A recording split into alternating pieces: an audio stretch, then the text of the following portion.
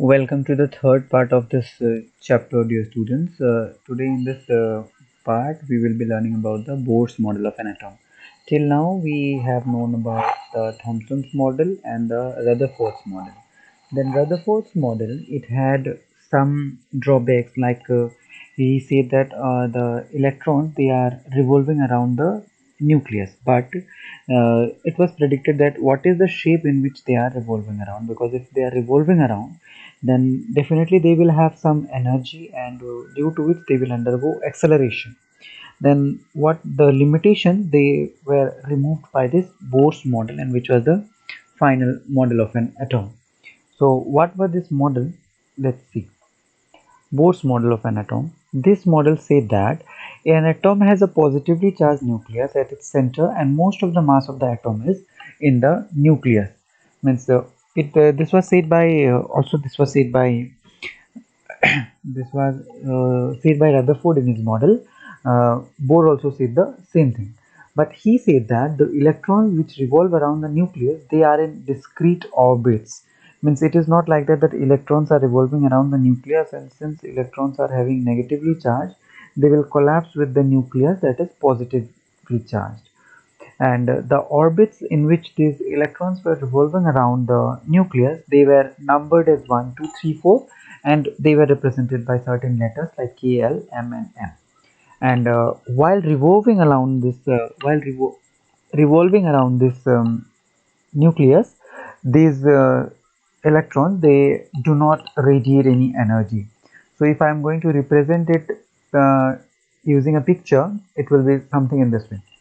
The electrons are present in this way, where this K first cell is K, L, M, N, and this is how they are named, and this is how they are numbered. And then also at the same time, one another thing was discovered, and they were neutrons. Neutrons were discovered by Chadwick, which were another subatomic particle which had no charge in them. They were neutral.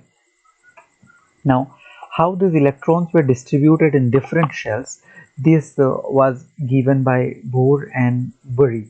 These the name of two scientists. These two gave this one.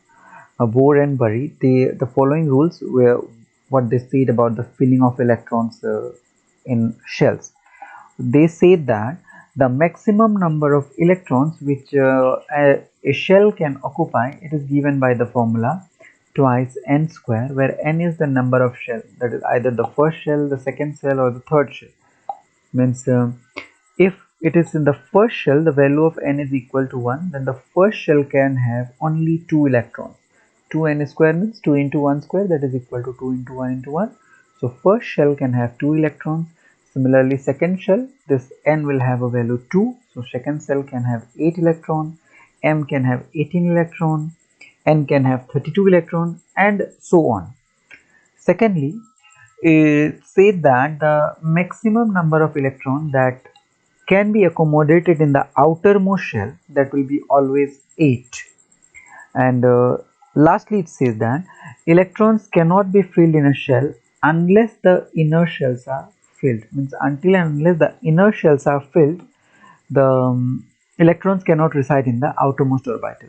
This one will be more clear when we'll be doing the problems based on this, that how these electronic configurations are written.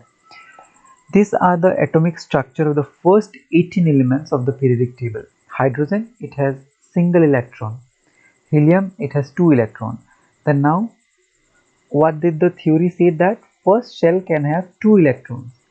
So here, see the next electron, that is lithium, it is having 3 electrons. Another shell came, and this one will go up to this neon.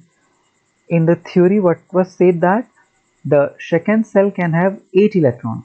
Then once 8 electrons are filled in the outermost orbital, the third orbital will come with 1. Again, this third orbital can have only a third orbital can have 18 electrons. So once this will be filled, the next will come, and so on. Nextly comes the term valency. Now, valency is a very short topic. This one, valency means the combining capacity of an atom of an element Combining capacity, it depends on the number of valence electron. Valence electron means the number of electrons present in the outermost orbital. That how many electrons are present in the outermost orbital, it depends on that. And valence electron means the electrons which is present in the outermost orbital. It tells us about the uh, valence electron. So these all topics, they will be more clear ones when we do these problems based on these topics. So with this I just sum it up here. Then in the next class or in the next video, I'll be telling about atomic number and mass number. What are atomic number, what are atomic mass, what is isotope, what are isobars, and with that we will be ending this chapter. So the next video for this one, that will be an end to this. So thank you for listening. If you have any queries, any question, you can message me personally. Thank you.